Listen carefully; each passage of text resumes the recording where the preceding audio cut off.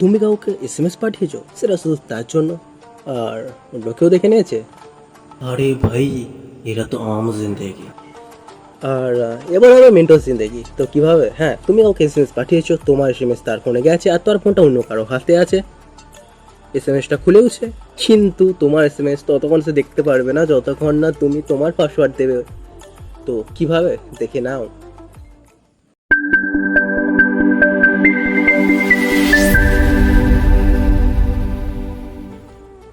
তো hey what's up guys, welcome back my channel AKTRO। আর হ্যাঁ, আমি অভি আছি তোমাদের সাথে। তো হোয়াটসঅ্যাপ আমরা নিত্যদিন সবসময় সবাই ব্যবহার করে থাকি, কিন্তু হোয়াটসঅ্যাপের কিছু কিছু ফিচার্স আছে, হিডেন ফিচার্স আছে, সেটাও আমরা ব্যবহার করে থাকি। কিন্তু আজ আমি তোমাদের এমন কিছু ফিচার্স দেখাতে চলে এসেছি সেটা তুমি এর আগে কখনো ইউজ করবে, আর যদি ইউজ করে থাকো 100%-এর মধ্যে 99% লোক এই বিষয়ে জানো না, 1% লোক হয়তো ইউজ করে থাকবে।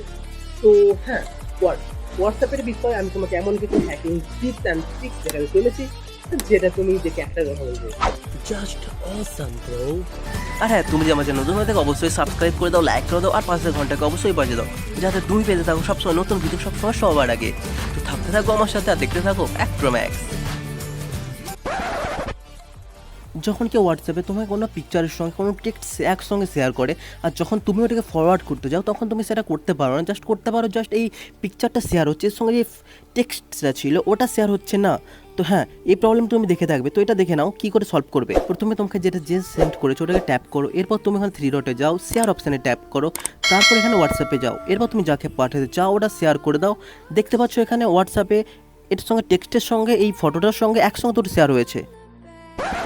এবার তুমি কাউকে জাস্ট হোয়াটসঅ্যাপে এসএমএস পাঠাও, তাও পাসওয়ার্ড দিয়ে।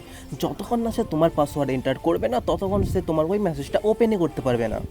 তো তা কীভাবে দেখে নাও।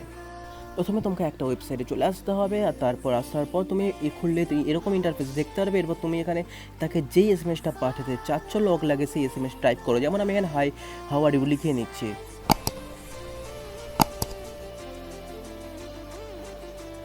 তো হ্যাঁ, এরপর তুমি চলে আসো, এই ধারে দেখতে পাচ্ছ শো অপশান, এই অপশানের পর এখানে দেখতে পাচ্ছ ম্যানুয়াল পাসওয়ার্ড। এখানে তুমি পাসওয়ার্ড দিয়ে দাও, যেটা তুমি তোমার মনের মতো যা পারো পাসওয়ার্ড দিতে পারো। তো এখানে কনফার্ম পাসওয়ার্ডেও একই পাসওয়ার্ড দাও যেটা ওখানে দিলে। এবার তুমি এখানে ক্রিয়েট নোট করে নাও।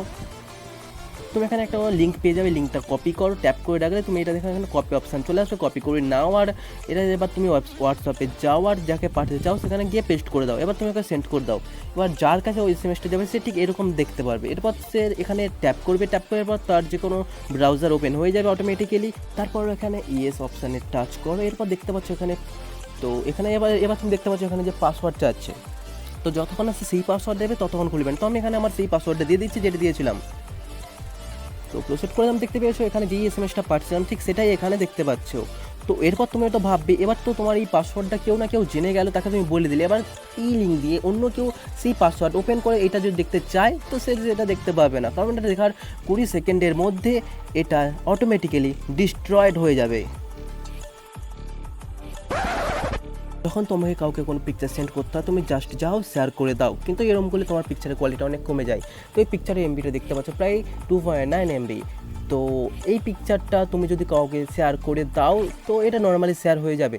তো তুমি শেয়ার করে দেওয়ার পর বুঝতে পারো না যে পিকচারের কতটা কোয়ালিটি কমে যায়। তো তোমাকে আমি পাশাপাশি দেখিয়ে দিচ্ছি পিকচারের কোয়ালিটি কতটা কমে যায়। আর এই প্রবলেমটার সলিউশন হচ্ছে এটা। তো প্রথমে তুমি যাকে যেই পিকচার সেন্ড করবে তো যাকে সেন্ড করবে তার অ্যাকাউন্টে যাও, তারপর এখানে ডকুমেন্টসে টাচ করো, এরপর যেই পিকচারটা চুজ করে নাও, যেই পিকচারটা পাঠিয়ে এরপর এখানে সেন্ড করে দাও। দেওয়ার পর তুমি দেখতে পাচ্ছ যতটা এমবি পিকচারের অরিজিনাল কোয়ালিটি ঠিক ততটাই সেন্ড হচ্ছে এখানে। তো এটা সেন্ড করলে তার কাছে যখন পিকচারটা যাবে উইথআউট এনি কোয়ালিটি লসে চলে যাবে। যেমন পিকচারের কোয়ালিটি ছিল তোমার অ্যাকাউন্টে ঠিক সেরকমই এই অ্যাকাউন্টে চলে যাবে। তো এরকম করলে কোনো দরকারি জিনিস বা দরকারি ফটো তুমি এরকম করে সেন্ড করতে পারবে। আর হ্যাঁ, এই ছিল ভিডিও। আর তোমার যদি এই ভিডিওটা ভালো লেগে থাকে অবশ্যই লাইক করে দাও, সাবস্ক্রাইব করে দাও, শেয়ার করে দাও তোমার বন্ধুদের সঙ্গে। তো নেক্সট ভিডিও আসছে তোমাদের পছন্দ মতো। তো চলো, ততক্ষণের জন্য বাই।